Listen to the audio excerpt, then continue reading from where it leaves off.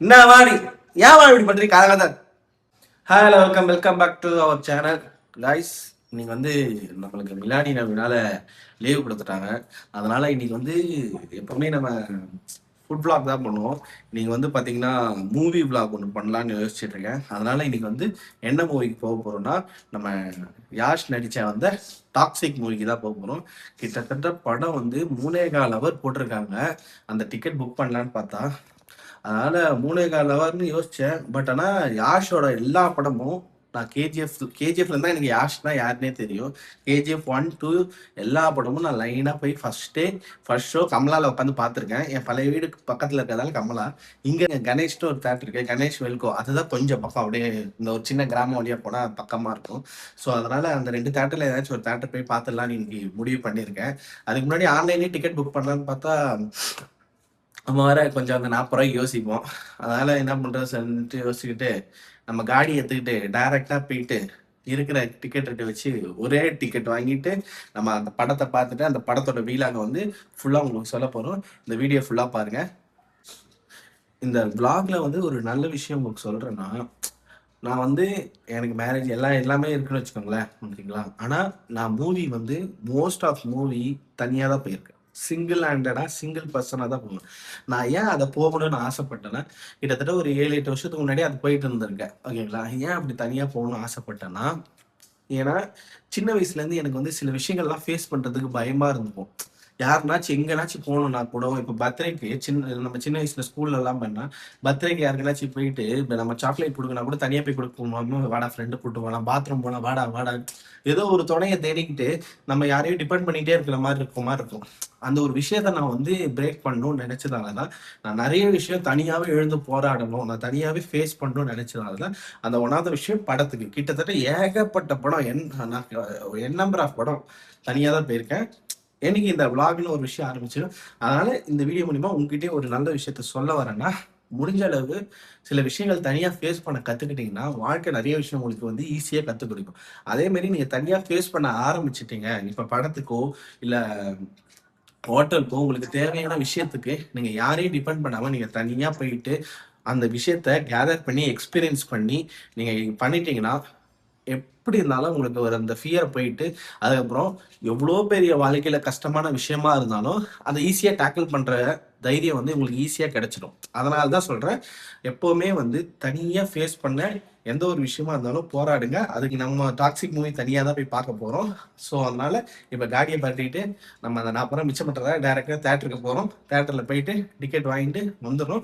11 மணிக்கு ஷோ இருக்கு, பார்க்கலாம் வாங்க. இப்போ நம்ம கருப்பனை ஸ்டார்ட் பண்ணிட்டு கிளம்ப போறோம் கைஸ்.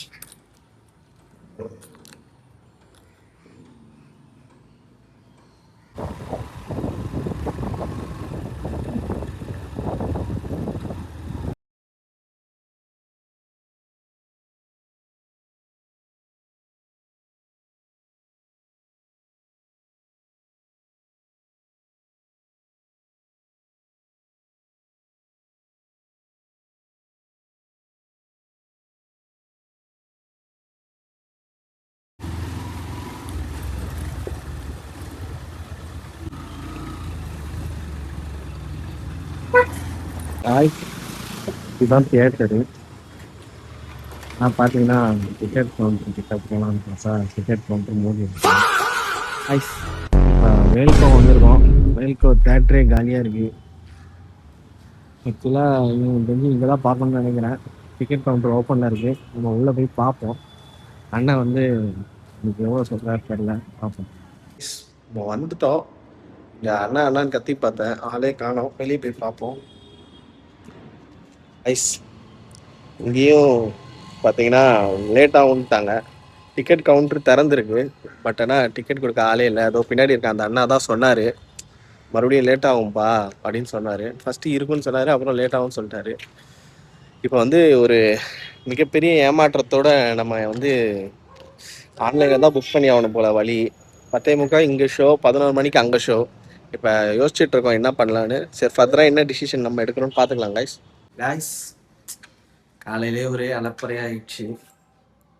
எடுத்த உடனே எப்பனாச்சும் ஏதோ ஒரு விஷயம் ட்ரை பண்ணா அடி விழலாம்.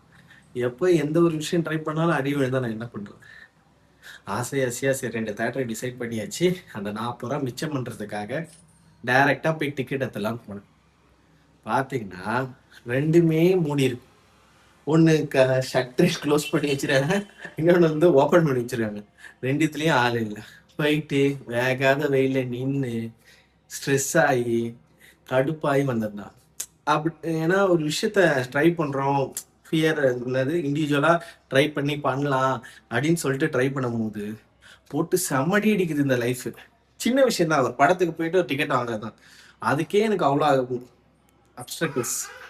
நீங்க வேணா பாருங்க, அப்ப என் லைஃப்ல நான் எந்தெந்த விஷயம்லாம் நான் பண்ணும்போது எனக்கு எவ்வளவு அடிலாம் நான் வாங்கியிருப்பேன்னு எனக்கு. ஆனா நான் எவ்வளவு கஷ்டம் வந்தாலும் சரி, எனக்கு எந்த ஒரு விஷயமும் ஈஸியா கிடைச்சிடாது. இந்த விஷயம் கூட பாருங்க, சீரியஸா நான் உண்மையிலதான் நான் என்ன vlog எடுக்கிறேன்னா அதுதான் போடுறேன்.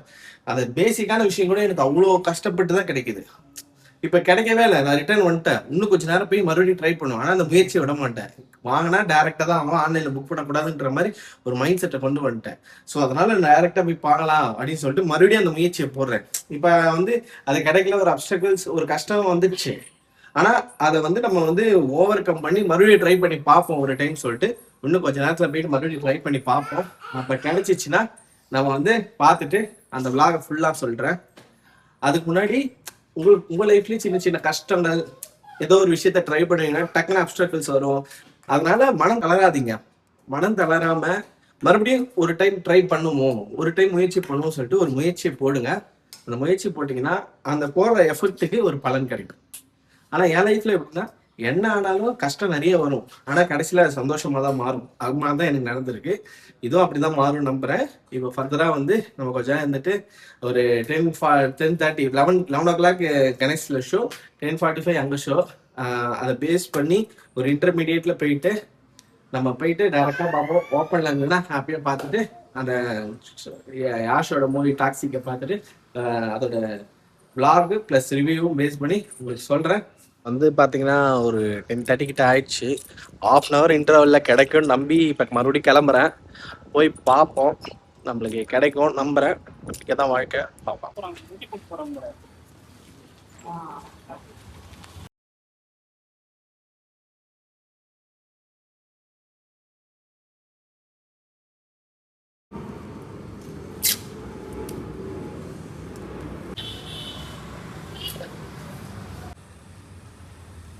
டாக்ஸிக்கு வந்துட்டோம் கைஸ். நல்லா டிக்கெட்டும் எடுத்துட்டோம். இப்போ வந்து இன்னும் ஒரு 20 மினிட்ஸ் ஷோக்கு. அதனால் நம்ம நினச்ச மாதிரி கணேஷில் தான் பார்க்க போகிறோம். பார்த்துட்டு எப்படி இருக்குன்னு உங்களுக்கு சொல்கிறோம்.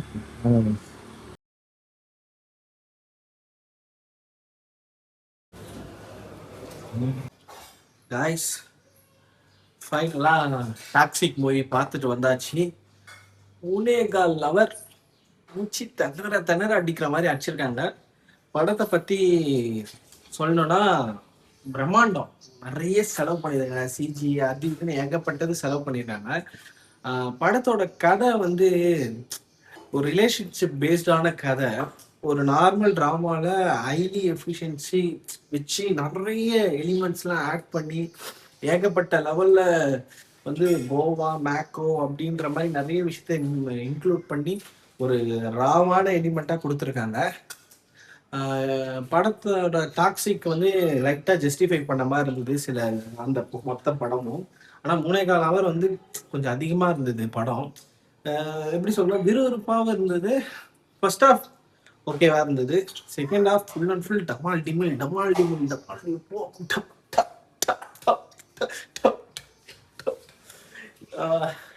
என்னாலே வீட்டுல பாவம் யாஷ் அவரு டப்பு டப்பு டப்பு.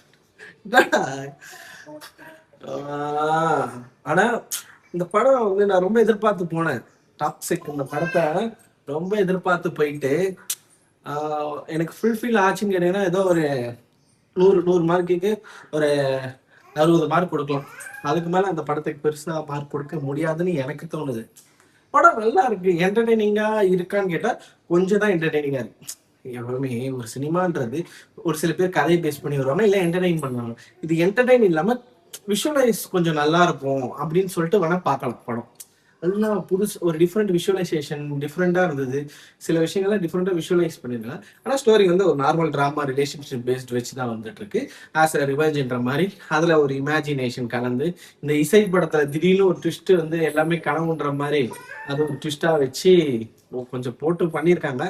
பட் எனக்கு என்னன்னா ஒரே ஒரு இது யாஷ் வந்து இந்த படத்தை ப்ரொடியூஸ் பண்ணாமல் இருந்திருக்கலாம். வெறும் நடிச்சு மட்டும் வந்திருந்தாருன்னா அவர் காசு வேஸ்ட் ஆயிருக்காதுன்னு தோணுச்சு. அதனால் அது மட்டும் தான் தோணுச்சு படத்தை பார்த்து முடிச்ச உடனே. கேவிஎன் மட்டுமே ப்ரொடக்ஷன் பண்ணியிருந்தாங்கன்னா கூட எதனாச்சும் பார்த்துருப்பாங்க. இவர் தேவையில்லாம ப்ரொடக்ஷனில் இறங்கியிருக்காருன்னு நினைக்கிறேன். எனக்கு ஃபீல் ஆச்சு. அதனால தான் நான் சொல்கிறேன். மற்றபடி ஓவராலாக படம் பார்த்தீங்கன்னா ஃபுல்லாக படமே சுடுகுடா சுடுகுடா சுடுறா ஃபுல்லாக கன்ஷாட் தான். அதெல்லாம் ஹாலிவுட் லெவல் ரேஞ்சுக்கு இருக்குன்னு பார்த்தா நம்ம ஆளுக்கு முடிஞ்ச பார்த்தா தெரிஞ்சிச்சு. ஓகேங்களா? மற்றபடி சுற்றி இருக்கிற எல்லாருமே ஹாலிவுட் ரேஞ்சில் தான் இருக்காங்க. நம்ம ஆளுக்கு முடிச்சுக்கு மட்டும் தெரிஞ்சிச்சு. மிச்சபடி எல்லாம் ஹாலிவுட் ரேஞ்சில் அப்படிதான் இருக்காங்க. படத்தோட இன்ட்ரோ பிளாக்லாம் நல்லா வச்சிருக்கலாம். எப்பவுமே நான் வந்து இன்ட்ரோ பிளாக்லாம் வந்து ஆடியன்ஸ் வந்து அப்படியே பக்கத்துல வந்து அந்த எஜ்ஜி மூமெண்ட்ல வெயிட் பண்ணோம். இதுல அந்த மாதிரி ஒரு இதுவாகவே இல்லை. அப்புறம் பாத்தீங்கன்னா இந்த படத்தை எடுத்தவங்க வந்து கீட்டு மோகன்தாஸ். அவங்க வந்து ஒரு லேடி டைரக்டர். ஆனா சூப்பரா விஷுவலைசேஷன்ஸ் சூப்பரா எடுத்திருக்காங்க. பட் வந்து என்ன சொல்ல வராங்கன்னு சொல்லிட்டு ரொம்ப எனக்கு புரியல. ஆடியன்ஸா பார்த்து யாராச்சும் பார்த்துருந்தீங்கன்னா கமெண்ட்ஸ்ல சொல்லுங்க உங்களுக்கு எப்படி என்ன சொல்ல வராங்கன்னு புரிஞ்சுதான்னு சொல்லிட்டு. ஆனா ஃபுல்லா நிறைய செலவு படத்துக்கு ஏகப்பட்ட செலவு செலவு செலவு செலவு அதிகமான செலவு. அதே மாதிரி எப்படி ஒரு ஹாலிவுட் ரேஞ்சில் எடுக்கணும்னு சொல்லிட்டு இன்டிமேசி சீன்லாம் நிறைய வச்சுக்கிட்டு அது ஒரு மாதிரி இருந்தது. கதைக்கு தேவையா இல்லையான்ற மாதிரி ஒரு மாதிரி இருந்தது. பட் ஓவராலா படம் வந்து பார்க்கலாம். A certificate movie. Most of intimacy சீன்ஸ்லாம் கொஞ்சம் நிறைய இருக்கும். அதெல்லாம் பார்த்தா அதெல்லாம் அவாய்ட் பண்ணிட்டு கதையை ஃபோக்கஸ் பண்ணி நீங்கள் பார்த்தீங்கன்னா ஒரு நார்மல் ரிலேஷன்ஷிப் பேஸ்ட் மூவி தான். ஒரு அக்கா தம்பிக்கு வந்து அக்காக்காக தம்பி வந்து என்ன வேணா தியாகம் பண்ணுவான் அப்படின்ற மாதிரி சொல்லிட்டு அந்த தம்பிக்காக அக்கா வந்து என்ன வேணா தியாகம் பண்ணுவாங்க அப்படின்னு சொல்லிட்டு ஒரு ரிலேஷன்ஷிப் பேஸ்ட்ல அந்த ரெண்டு ரிலேஷன்ஷிப்குள்ள வந்து தம்பி வந்து அக்கா வந்து தம்பி வந்து ஒரு தனி சாம்ராஜ்யம் உருவாகணும். அக்கா வந்து யாருக்காகவும் எதுக்காகவும் விட்டு கொடுக்கணும்னு சொல்லிட்டு தம்பி நினைக்கிறது. இதை பேஸ் பண்ணி தான் டாக்ஸிக்குள்ள ஸ்டார்டிங்ல கொஞ்சம் நடந்தது. இனிஷியலா ஒரு 3வது கேரக்டர் வந்து பழப்பி அதான் அவனுக்குன்னு ஒரு தனி லைஃப் அமைச்சு மறுபடியும் அது முடிஞ்சு திருப்பு முனைன்னு ஒன்று கிரியேட் பண்ணி ஒரு கேரக்டர் தான் இந்த ஹீரோயின் வந்து ருக்மணி வசந்த் அவங்க வந்திருந்தாங்க. அதுக்கப்புறம் அப்படியே போச்சு. ஒரு ட்விஸ்ட் பார்த்தாங்க. அந்த ட்விஸ்ட் வந்து எனக்கு வந்து ட்விஸ்ட் மாதிரியே தெரில. அது வந்து ஏதோ சீன் எடுக்கணும்ன்ற மாதிரி இருந்தது. பட் நான் குறை சொல்ல முடியாது. டேரக்டரோட சாய்ஸ் அந்த மாதிரி எடுத்திருக்காங்க. ஓவராலாக ஓகே. உங்களுக்கு பிடிச்சிருந்துச்சா போய் பாருங்க. எனக்கு ஓரளவு பிடிச்சிருந்துச்சு. அதனால நான் போய் பார்த்தேன். அதே மாதிரி அவ்வளோதான் கைஸ். பெருசாக சொல்ல விரும்பல. நல்லா இருக்கு, போய் பாருங்க. இந்த வீடியோ உங்களுக்கு பிடிச்சிருந்துச்சுன்னா லைக் பண்ணுங்க, ஷேர் பண்ணுங்க, மறக்காம ஃபாலோ பண்ணுங்க. சப்ஸ்கிரைப் பண்ணீங்கன்னா தான் என்னோட வீடியோ என்னோட எஃபெக்ட்ஸ் எல்லாமே உங்களுக்கு ரெகுலராக வரும். லாஸ்ட் பட் நாட் லீஸ்ட் நல்லதே நினைங்க, நல்லதே நடக்கும். நல்லது மட்டும்தான் நடக்கும். நல்லதை தவிர்த்து வேறு எதுவுமே நடக்காது. Thank you guys. அடுத்த வீடியோவில் சந்திக்கலாம். பாய்.